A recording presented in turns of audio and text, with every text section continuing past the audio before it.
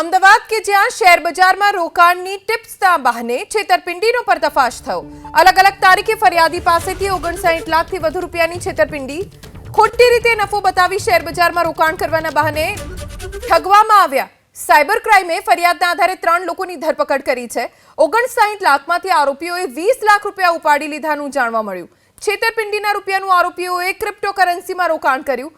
આરોપીઓના 100થી વધુ બેંક એકાઉન્ટ્સની વિગતો મળી છે। તેમની પાસેથી સેંકડો સિમ કાર્ડ જપ્ત કરવામાં આવ્યા છે।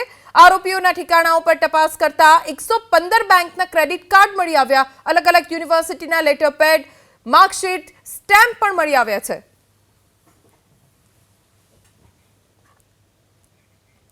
ગુજરાત યુનિવર્સિટીના પ્રોફેસર કમલજીત લખતરિયા સામે અમદાવાદ ક્રાઇમ બ્રાન્ચમાં ફરિયાદ નોંધાઈ છે।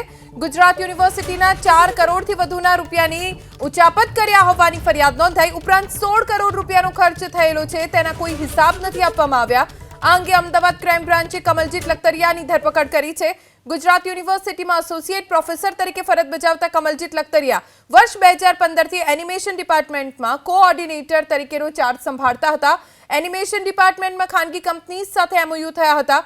ખાનગી કંપનીઝને નોલેજ પાર્ટનર તરીકે રોકવામાં આવી હતી। એનિમેશન વિભાગમાં ફીની આવકના 30% મુજબ ગુજરાત યુનિવર્સિટીને આપવાના હતા અને 70% એનિમેશન વિભાગને લેવાના હતા। યુનિવર્સિટીના નાણાં સમયસર આપવાની જવાબદારી કોઓર્ડિનેટરની હતી। વર્ષ 2023માં કાર્યકારી ચીફ એકાઉન્ટન્ટ કનૈયા ઠાકરે તપાસ કરી તેને એનિમેશન વિભાગના વ્યવહારોમાં ગેરરીતિ સામે આવી। આ અંગે યુનિવર્સિટીએ નાણાકીય વ્યવહારની તપાસ માટે સીએની નિમણૂક કરી। દરમિયાન કમલજીત લખતરિયાને નાણાકીય ગેરરીતિ બદલ ફરજ મોકૂફ કરવામાં આવ્યા।